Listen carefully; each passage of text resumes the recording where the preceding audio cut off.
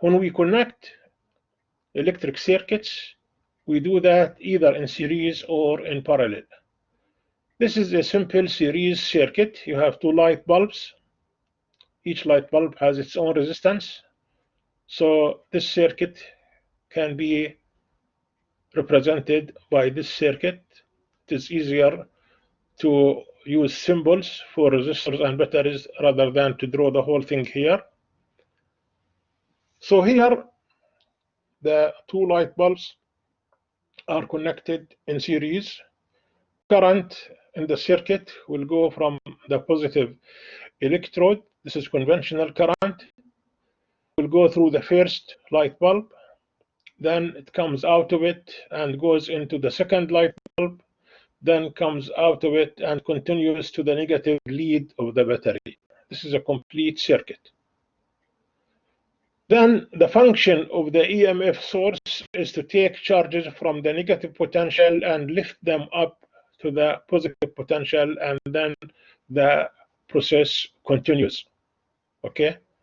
The role of the battery is just to serve as a source for lifting the potential energy of charges from the negative level to the positive level. And then current will go spontaneously from positive potential to lower potential, just like if you are holding an object in your hand and you let go, it will fall down because of the potential difference between your hand and the level of the ground. All those things will move from higher potential to lower potential. Whether it's a gravitational field or electric field, it's the same story. So now, based on this discussion, the current going through R1 is the same as the current going through R2. Therefore, we can calculate now the voltage difference between the two ends of R1, point A and point B. It is simply IR1. And the voltage difference between the 2 points of R2, it is simply IR2. Okay, this is the total potential difference that we get from the battery. We see here that we ignore the internal resistance. As I explained earlier, most of the time the internal resistance is very small and we can neglect it. But if you want to take it into the picture, then you need to go back to the previous discussion and just set it as a third term. Okay, so here we are just ignoring the internal resistance and assuming that we are dealing with just the two external resistors, R1 and R2, representing the two light bulbs. Now, this circuit with the two resistors is equivalent to this circuit. In other words, we may replace R1 and R2 with the equivalent resistor that is equal to their sum, R1 plus R2. In that case, you will have a circuit that is equivalent to the first circuit because you have the same delta V, you have the same I, and R equivalent is just equal to R1 plus R2. So in general, when you have series wiring, the equivalent resistor is equal to the sum of the individual resistors in the circuit. If it's two resistors, so it is just R1 plus R2. If it's more than that, you just keep adding.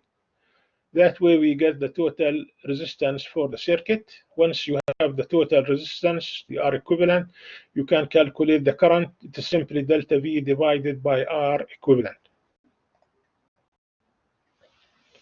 This is all about series wiring. Example, 4 resistors are arranged as shown, 2 ohm, 4 ohm, 5 ohm, 7 ohm. Find the equivalent resistance of the circuit, the current in the circuit, if the closed circuit terminal voltage of the battery is 6 volt here. C, calculate the electric potential at point A. This is point A here. If the potential at the positive terminal is 6 volt at this point. D, suppose the open circuit voltage or EMF is 6.2 volt. Open circuit voltage or EMF, this is the thing that I discussed earlier. In order to make the difference between E and delta V, we take the open circuit voltage when we do the measurement for delta V, and in that case the open circuit voltage is the same as E, because open circuit voltage allows us to drop the term I small r that I mentioned earlier. Calculate the battery internal resistance from this information. What fraction F of the battery's power is delivered to the load resistor? So we apply the series wiring, R1 plus R2 plus R3 plus R4. We add these values. It is 18 ohms. We calculate the current, delta V divided by R equivalent. Delta V is 6 volt divided by 18 ohms. So the current in the circuit is 0.33 amperes.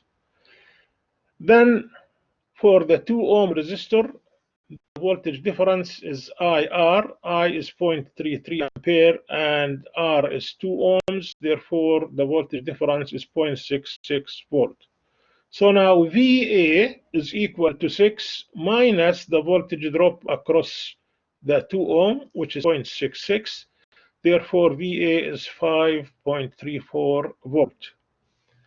Then delta V is equal to E minus IR when we take the internal resistance into consideration, and we can solve for R, the internal resistance. It is E minus delta V divided by I.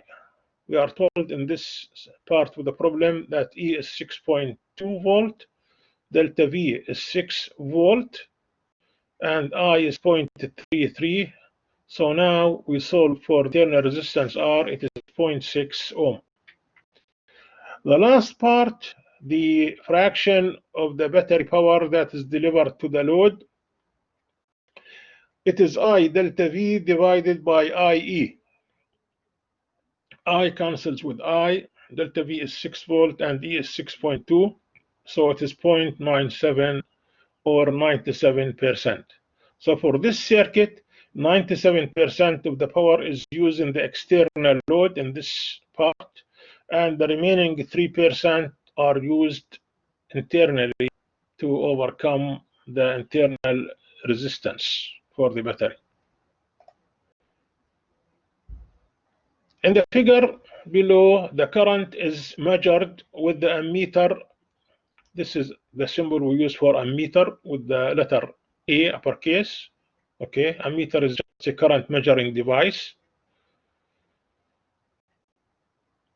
When the switch is opened, this is switch. When the switch is opened, reading on the ammeter increases, decreases, does not change.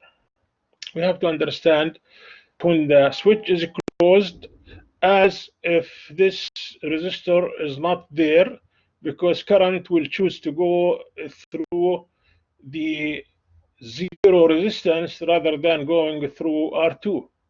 So if the switch is closed, current will go through R1, and R1 will determine the current. It is E divided by R1. But once you open the switch, so now the current has through R1 plus R2. So the resistance increases, and if the resistance increases, the current will decrease. The current will decrease. So if you open this switch, the equivalent resistance becomes R1 plus R2. Therefore, the current now will decrease because the equivalent resistor increased.